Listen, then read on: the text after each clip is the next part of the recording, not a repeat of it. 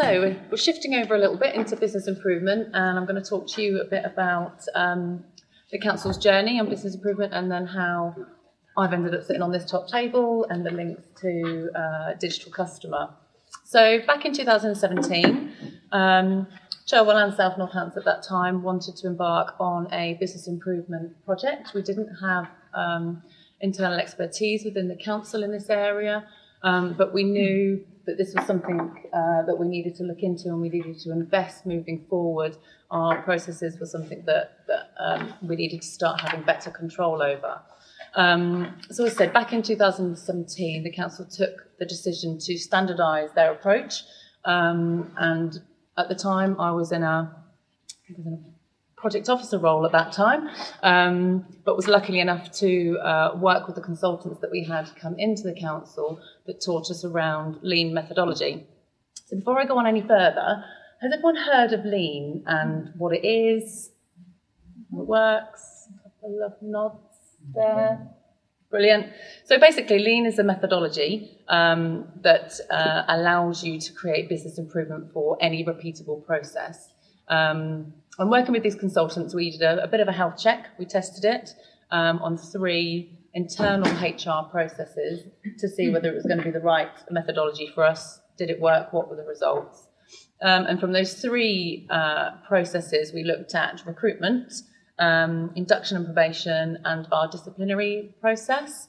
And the results were amazing. CEDA, which we talked about earlier, our board, was shown the results that could come from just those 3 processes, the savings that you could make, the efficiencies that you could make, and creating that better environment for our staff to work in who are working with these processes. CEDA then took the decision that actually they wanted more of this, but we didn't want to employ consultants to come and do this for us. We wanted to create our own mechanism to be able to service our council throughout. You know, we just touched on 3 processes at that time. So what we created was something called a Lean Academy. And for this, we created a training opportunity for staff throughout the organisation to come and learn about Lean and be trained in process improvement. So we were all being trained up to the same standard. We all followed the same methodology. And on our first cohort, we had a group of 14 people process, redesign 8 processes throughout the organisation, ranging from waste services through to housing application, going onto the housing register, FOI we looked at. So a whole range of services this model actually fit. And from that, we ended up having our own homegrown resilience within the organisation, that meant that we could go out and we could start working with our service areas to improve their processes. So that was kind of the beginning of the journey. And then from that, the Lean Academy has just grown to the point where we've now created a Lean community. And that allows a single point. So basically, there was one business improvement officer within the organisation that was leading all of this. So the council did invest in a post for this. But obviously, one person can only do so much process improvement change throughout the organisation. The uptake would have been quite slow if we kept at that. So the Lean community, which were the people that have been through that Lean Academy, then were our mechanism to be able to spread business improvement and get it touching all of those different service areas throughout Cherwell and South Northants. To date, we have forecast £500,000 efficiency savings from coming directly from the Lean Academy. And we also monitor our performance in process steps. So when you process map a process, you look at how many steps does it take from start to finish. And if I use complaints, which is one that David talked about earlier, the complaints process redesign actually came through the Lean Academy. And when we started, our complaints process was over 100 process steps that needed to happen from start to finish. So from the complaint coming in to the response letter, the decision letter going out, it took over 100 steps. Through going through the Lean Academy, going through the Lean methodology and how you can reduce that down, it now sits at just under 20 process steps. And again, that's been through the help of using the Jadu platform that's been able to get that automation in place. So it shows the power that it can have and how it can reduce that processing time, taking away those wasted steps from our officers. So basically what we've done, we've moved this on to our next step. and we've branched out more. And what we've done is we've actually created this lean community that we build upon. But actually what it means is our model is now established. It met the needs of both Cherwell and South Northants District Council. We're now lifting this and we're moving over to Oxfordshire County Council. So I've just now started in working and embarking on a journey with those at Oxfordshire. So our model isn't something that's specified to Cherwell needs or South Northampton needs. We've actually created something that can be embedded in any organisation. But it also means that we've now got our homegrown resilience. We're not reliant on consultants coming in and helping us shape the future of the council and shape the future of how we work. We're very much able to do that on our own and stand alone doing that.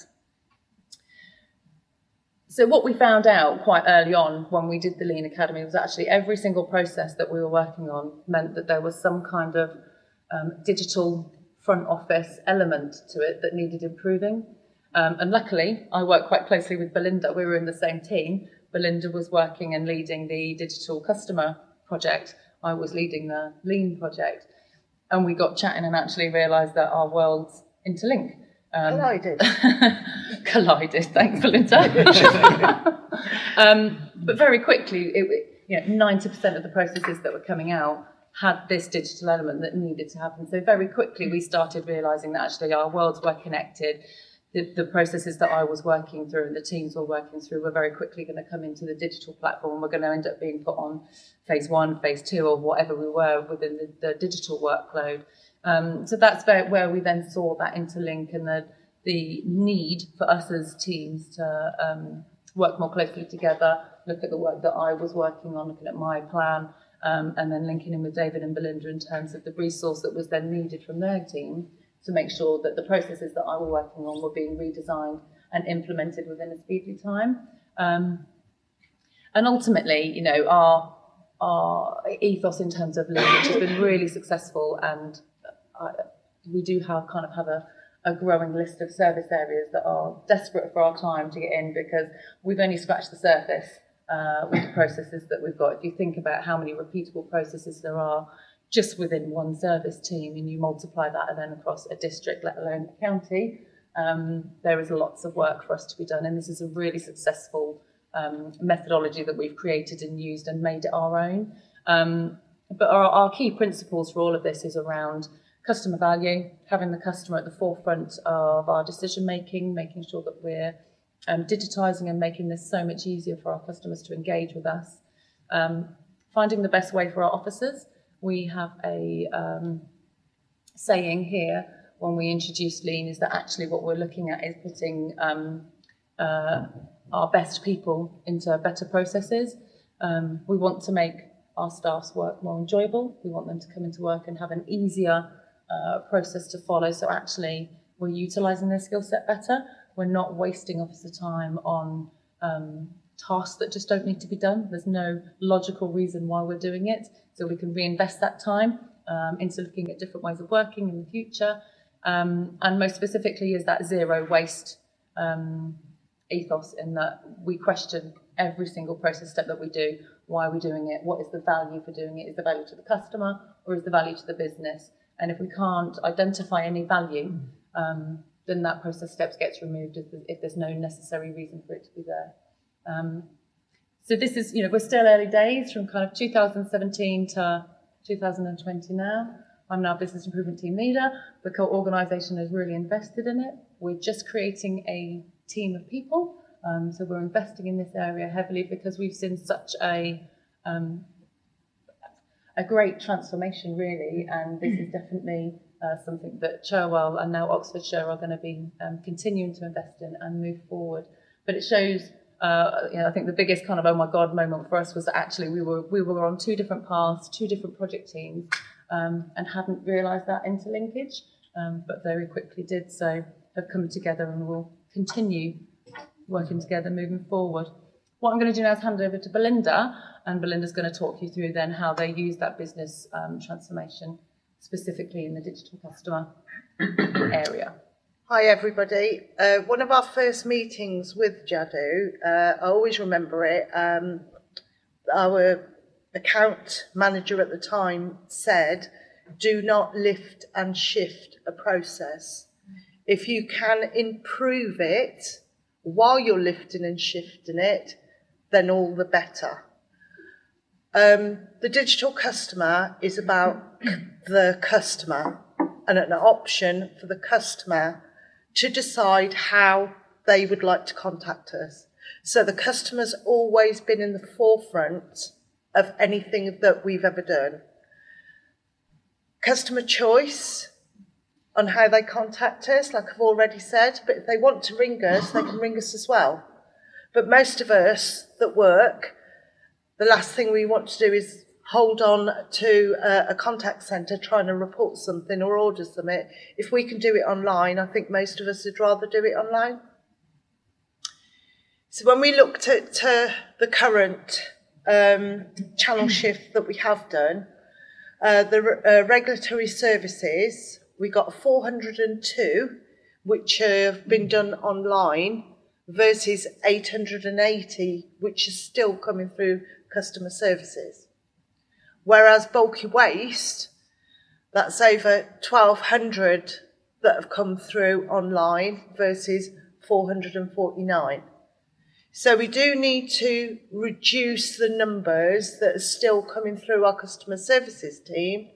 So for us, as our communication chappie here would know, is about how do we promote this? How do we get the word out there for customers? Get online. If you get online, it'd be a lot easier and a lot quicker. As David already said, we've got more to come with leisure facilities, school hubs, market bookings. But I think the main thing there is communication internally and externally to push this channel shift to the next level. One of the big lessons that I've learned, project managing this, is our internal customers don't always know what they want. So I shared a process manual with our colleagues in Wakefield saying, my biggest lesson, this is what I've learned. So when we were drawing up processes, we were reviewing the current, we were getting some quick wins along the way. But then when we were just saying, okay, this is what you want in the future, we was making them sign off the process at a senior level. Because the amount of times that we'd get it saying, oh yes, that's what we want, my colleagues in IT would be building it, and then somebody would come back and say, oh no, we didn't want that. Oh, we wanted this. So have a process manual to begin with, and I'm happy to share mine. And on your initial meeting with your stakeholder, you go through it. It's clear, it's concise, it says where the responsibilities are, the ownership is, and everybody knows where they stand, which I think is really, really important. It also goes through the testing of the system, because obviously once the guys have built it, we do need to test it.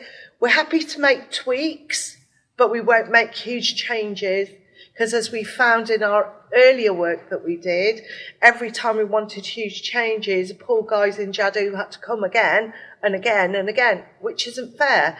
And our other services that were waiting to get digitalised were having to wait even longer. So get your process manual, get it signed off.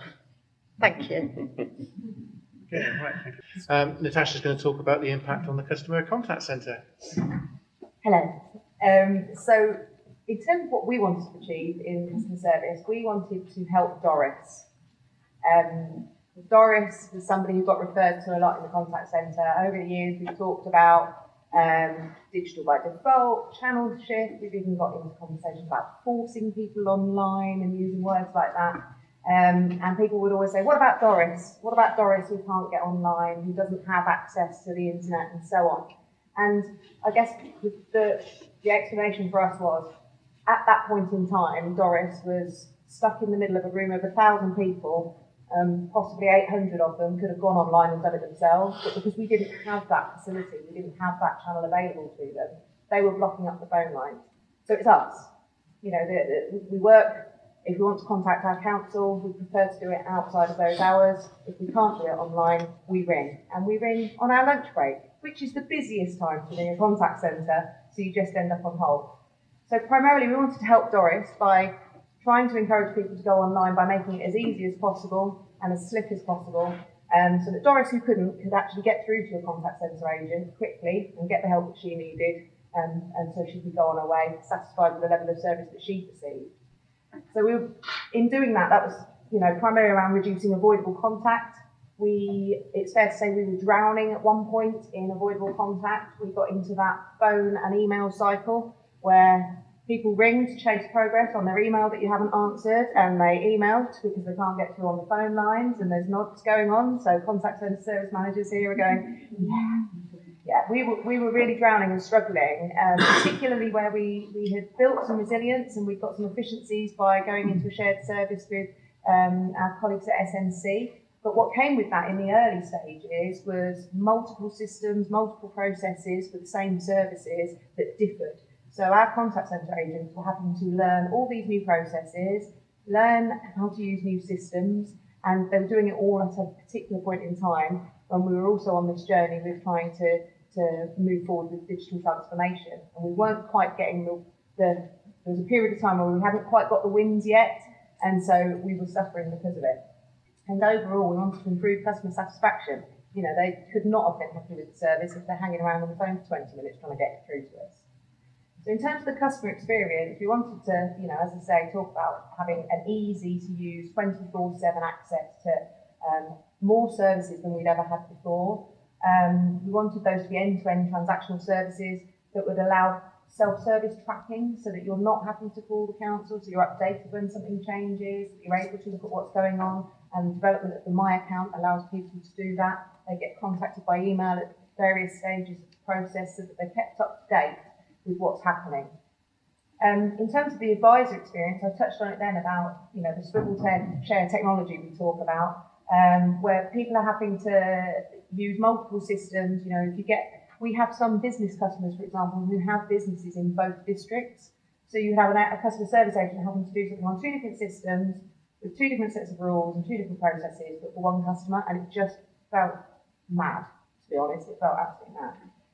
So the fact that we could make that experience when they did contact us happier for the customer, because it was a quick and easy process, they were able to get through quickly, and it therefore reduced the amount of repeat contact. And that's what we wanted to achieve for the advisors as well, because spending the first 5 minutes of your phone call apologising for the fact that they've had to wait or they've not been able to get through for 3 days isn't the best use of the customer advisor time. In terms of operational benefits, what we've seen is more capacity on the phone lines. We've seen a reduction in emails. We were expecting some of those things. We've seen a reduction in abandonment rate, which was really key. We always talk about it being a holistic approach. Lots of little things build up to a big win, and that's what we've experienced by using things like lean processing things through lean, actually getting things online. We've actually experienced some efficiencies in the team, which means we've got more capacity on the phone. And key to that is the capacity to train staff. At this point in time, when I talk about us drowning, the training process for a CSA was huge because of the number of processes and systems they had, but we didn't have the capacity to take people off the phone to try and do training. So again, we got into that situation where, in essence, we were firefighting for quite a long time. So the bulky waste process was the first one that we went with, and I think we'd all agree when we talked about it, some authorities said, well, find something nice and easy and get it working. And we went, no, we're going to go with the most difficult process we can think of across the two councils, particularly because we're trying to make something that would work for two councils. Because if we can get that first one right, it might take a little bit of upfront investment, but if we can actually get that one working, then in theory, everything else is going to be so much easier when we get on to the next thing, apart from the fast form. We'll concede that one great. So we, in terms of our bulky waste process, from an advisor point of view, from the contact centre point of view, the old process was that the customer could only call us to do this. There was no other way of them being able to book it other than to call us. So straight away, that's not an ideal option for the customer. It means they've got to contact us during office hours and go through a process with our agent. We would have to take that call. We would have to open our CRM, take their details into the CRM. The scripting in the CRM would populate the window with a form. We would then have to fill that form out. So you're keying lots of extra bits in. Some of it would pre-populate from the CRM, but not all of it. So you'd have to double handle some of that information. We would then have to open up a separate window to take their payment in another system. So log into that, key in all of their details again, go through that process. Sometimes, because the length of time this took, we'd have to continue that with the customer off the phone, having captured all their details, which means we then got the chance of errors, wait for the process, for the payment process to go through. Then we'd have to email or call, contact the customer back to let them know that it was all confirmed and it was all going to happen and everything's all right. And in some situations, we would also have to contact the depot staff to do the same thing. All of those touch points to deal with, can you come and pick up, a tumble dryer? It was such a lot of effort. For the customer, it felt reasonably seamless, I guess, because they're ringing us and they're getting something dealt with and we're taking it out of their hands. But all of this backpedaling and processing in the back office just took up a huge amount of our time, which meant Doris was over there not able to get through with her query and something that was, potentially quite difficult if she was vulnerable. So now we have a form. The form is online. The customers can do it themselves. Customers who can't do it themselves or choose not to do it themselves online can contact the customer service agents, and we run through the same form. So it looks and feels exactly the same, which means that it also gives us the added benefit of, if it's a customer who'd like to have a go but perhaps isn't quite confident, we can talk them through that process because we're seeing what they're seeing. Whereas previously when people would bring us up and say, for those few forms we did have online, it's not doing this and what about that? We didn't even know what that form looked like without opening up an instance of the form, trying to get through part of it to find out what they were talking about. Whereas we're much more familiar with the same thing. It means that we've been able to reduce the amount of scripting process. It reduces the training time of the agent. As David said, we don't train customers to use it, so we don't need to train customer service agents to use it. They have a very short period of a quick overview of, if you do need to go into the back office of CXM and have a quick look for something, this is how you do it.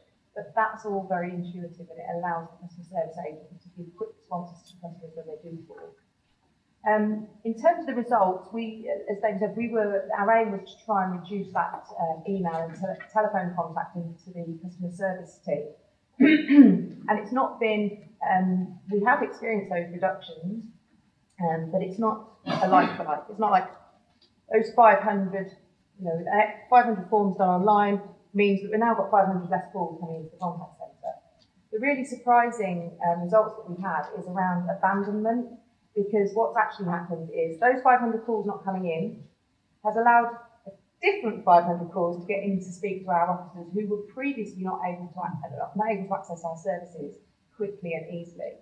And so just to give you some sort of idea of the abandonment, we've got the CDC waste inquiries abandonment rates on the left top side and SNC on the right. October, in the green, that's October 2018 when we went live with the bulky waste form. And that was our first form, and of course, because it was our first form, we were still using other systems online as well. So actually, at that point, it was an extra system for the customer service agents, because we needed to work through the process to remove all of those other things. So there's a slight peak up there. November does tend to be a busier month for us anyway, so there's other factors involved there. But a peak up there, and then you'll see it starts to come down, our abandonment rate comes down, not only on those two lines, but also on all of the rest of the queues. So it comes down, and then fast forward again to October 2019, and it's still continuing to come down. So as we start to implement the forms across other service areas, David and I have also worked on a contact us form on the website, so it doesn't prevent those types of email inquiries coming through, but it means that they've got the information we want in those emails, and we're able to put some pre-populated prefixes in the email subject header so that we can actually think about how we deal with those, whereas previously we just get Greg Smith at 42 High Street. We don't know whether that email is about a waste inquiry or what it is. whereas we're able to do some sorting of our emails now just by using a contact us form on the website. So we've got forms that have been removed from our processing, forms used to drop into the contact centre for us to then key into the back office systems. So the customer was doing it online. Yes, some knowing nods in the audience there. The customer was doing it online, but we would be capturing that information. And of course, it removes that human error. If there's an error in the form, it's customer's error. They may have mistyped something, it's not ours. So we're able to quickly resolve that for them,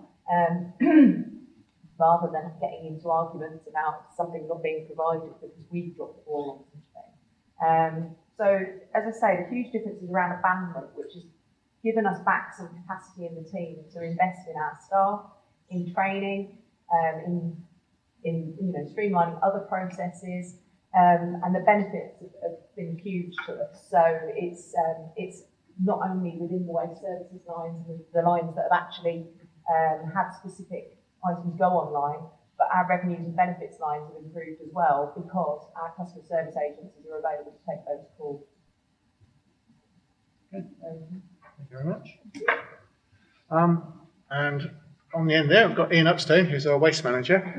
Basically, I wanted somebody to come and talk really from the business perspective, just to give you a bit of an idea of within the business, as a manager of a business, of what this transformation program's been like for him. So over to Ian. Morning, everybody. First line up there, customer feels we care. Sounds like we don't care. Obviously we do, but if you look at the waste collection service, we do over 100,000 collections a week. That's where our focus is. We do 100 bulkies a week. We do probably 300 containers a week. So it's always been, I wouldn't say down our priority list, but our focus has always been on making sure we get everybody's bins empty. And the thing is with missed bins, bin deliveries, it tends to be we do it once because we don't tend to miss somebody's bin week after week. It tends to be a one-off. And when we deliver them a bin, they get it delivered and they'll probably have another one 15 years later. So we don't have that constant rapport with customers. So our focus really has always been on bins we empty every week for customers. The problem with that is probably we've had a bit of a sloppy service really because we don't know what we're doing wrong. The only time we find out we're doing anything wrong with bulkies or with missed bins or with bin deliveries if they make a complaint for the official complaints process. And that is when we really annoy the customer. So we don't really learn from the little mistakes we make.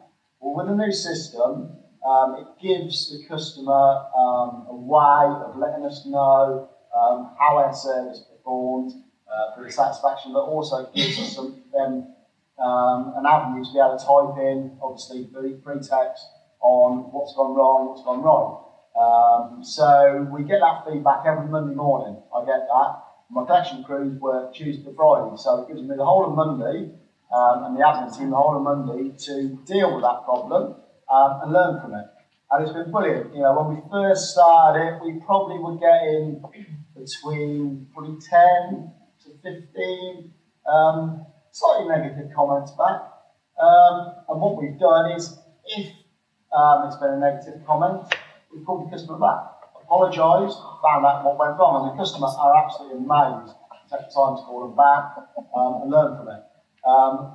This week, for instance, yesterday when I got the feedback, I think we had 2. No, we had 1.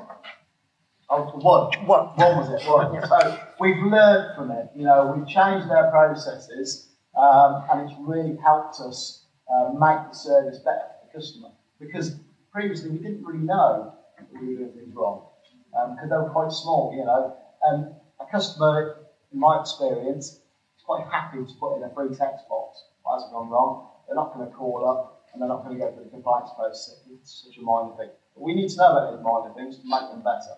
So that's been really good. Business side. I know Tash has already talked about abandonment rate at the call centre. I've always wanted to market our bulk household waste service because we do about 5,000 a year. I believe, because it's a reasonably cheap service, it's a good service. I believe we should be doing 6,000 to 7,000 a year. if we market it right, because working with their colleagues at the county council, there are still lots and lots of residents taking their bulk household waste to the HWRCs, which means putting it in the back of their car, taking it up there, a lot of time out of their day, where we do a very, very good service. So I'm now going to be able to market our bulk waste service because we can give that service to the customer. It makes us look more professional. We can do it online. Everybody else does things online. We can do it online and make it easy for the customer. So it's an ideal way for us to market it. We've already talked about customer feedback. It's great to get that sort of negative feedback to learn, but also as well from our collection crews, the sort of satisfaction rates we're getting back is fantastic. And everybody likes a pat on the back. So, you know, it's great to publish those satisfaction rates in the mess room for all the crews at both of the depots, because they want to feel as though they're doing a good job. So that's really, really good. I'll just go on to the collection crews about they feel justified now. In their vehicles, we've got the Bartec system, which allows them to report any contaminated bins, any bins not out, blocked access, loads of different things they can report live through to the contact centre. So, you know, if the customer rings up, we've got that information there.